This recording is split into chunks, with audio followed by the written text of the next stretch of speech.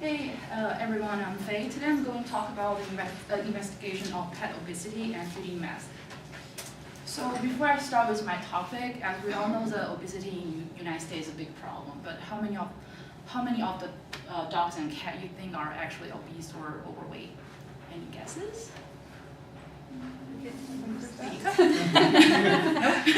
Yeah. 25%. You? 60%? Well, that's more close to it. What it is, according to Association of Pet Obesity Prevention, they did a survey in 2012 that actually 50.6% of dogs, which is about 36.7 million in the United States, are actually overweight, and similar as like cats are 57.6% are overweight. That's a huge number. And for my rhetorical situation that I'm a veterinarian assistant working in the Banfield pet hospital, that the veterinarian that I'm shadowing, that she realized that over the last 12 months, there's an increase about 30% of the pets that are overweight. She wants me to conduct a study to help her out to analyze what is the causation of the pet obesity in the Minneapolis area. And as I think it was the method. So this is a real situation. And me.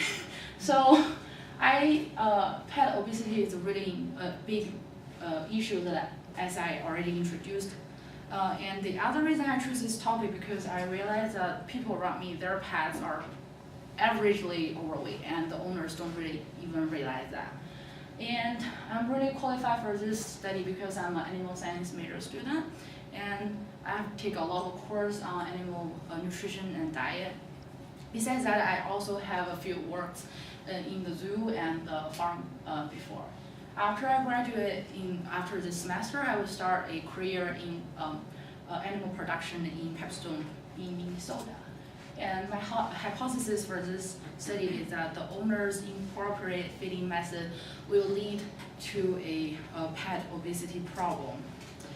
I looked online for journal articles to build up my background information for this issue. I also use online data from the association like Human Society and the Association of Pet Obesity Prevention for their data. I use an empirical source to collect my data for this study, which is a survey. In my survey that I used the surveymonkey.com, and I received 20 out of 45 responses. And there's 10 questions in my survey question. The first 3 are testing on the knowledge of pet owners' knowledge of the pet body condition score, which is also called BCS. It's a widely used exam method to determine pets' physical condition. The rest 7 questions are tested for collecting their feeding habits or method towards their pet. I also asked my surveyor send back their pet size and weight, which I used lately to calculate the percentage of overweight pet in this survey pool. Let's take a look at the result. This is for the BCS part. As we can see that most people do care about their pet size, but only this much, 4 out of 20, would actually use the BCS to examine their pet's physical condition. And there's still like 6 of the people in the survey pool that don't even check out their pet's weight. For the behavior analysis, there's 2 questions here are testing for their feeding rating labels. Many people read the food labels, but half of them don't read the feeding direction label. This is important because if the owner don't read the feeding direction, they would not know like what is the proper size the meal serving for their pet. And the next 4 questions were designed for like treats. Actually for the treat part is really positive that people do care about their pets. The only thing that they buy a lot of like commercially made. This is for the commercially made treats. That it's really palatable, so it's very easy that pet will like long for it and overeat. And 50% of them don't even think treat has to be a daily intake. This has become a problem after the owners start to feed their pet like multiple times. They have to add to their daily intake consideration. For the last one, it's for supplements. There's not many people do supplements. I add supplements to this issue because it's really handy if you do supplements because they contain a lot of calorie. So as the discussion, I calculate out that there's about 45% of the pets in my survey that are actually overweight.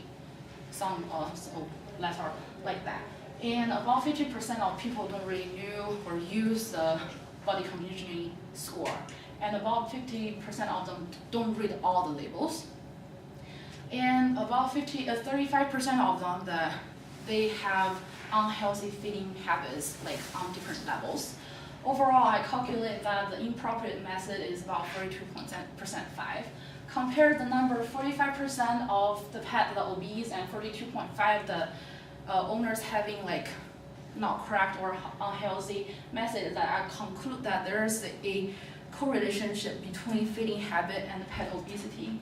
There are some limitations to this study. I think, first of all, it's a small survey pool. Due to the time limitations, I only got 20 responses. For the replicate to improve this problem, next time when people do it, they should enlarge the survey pool or having a wider range of the age of the surveyor, because most of my surveyors are a college kid. Only one just graduated last year and working. The second one was limited question because I don't have a budget to buy extra questions in the surveymonkey.com. I only have 10 questions. I think a more detailed or thorough survey would help me out to analyze this better. The last one is possible skewed data because I sent out invitation to the surveyors telling them this is a study about pet obesity and owner feeding habit, that they might think this is a problem and they will skew it. So my recommendation towards this is introduce the pet conditioner score to the owners, and if you're interested, you can go to Google it and find out more. And this is an example of the PCS. The other thing is encourage people to read all the labels. Any questions? Yeah. This is Laura. Who did you send out your survey to? Just in my list, like mostly college kids, like at the U. This is Connor. You said you would have wanted to include more questions in your survey. Is there a specific question that you think would be important to include? Yes, for example, like when you're feeding your pets, like how big is your treat? Okay. Because people don't really care. And like if you don't like, also in addition to the feeding direction, people don't really know what is a cup mean. I have seen like a real case of people using cookie jar as a cup and feed to their dog. So. This is Mary. Is there a relationship between feeding table food to your pet as opposed to commercial pet food? They're more palatable, so it might have an introduce habit like asking or begging for food. I just kind of like I think it would have related, and I just saw some research about it, so I just added there. Just kind of like help me out. This is Kyla. If you would have had more time, would you have used a different empirical source than a survey to collect the data? Yes, I'm thinking maybe like send out more, like go to, well, I think if go to the class, and I would definitely collect more data, but the age range will be narrow. So if I have more time, I would either get an account, pay for it, and just use that as a commercial and just put in out and people can answer it online. That will get more accurate data. Do you think like many people like feed the cat with the human food? So do you think between the human food and the food buying store, which one is better? Or this is strength. Can you say your name? This is strength. Oh yeah. Okay, so actually, cat has a really like compared to other animals, their like diet requirements different. They require different amount of protein. So and there is more salt in human food. It's definitely not good for their kidneys.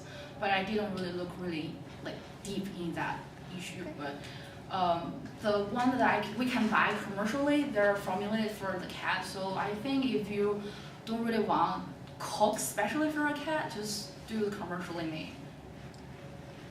Any more questions?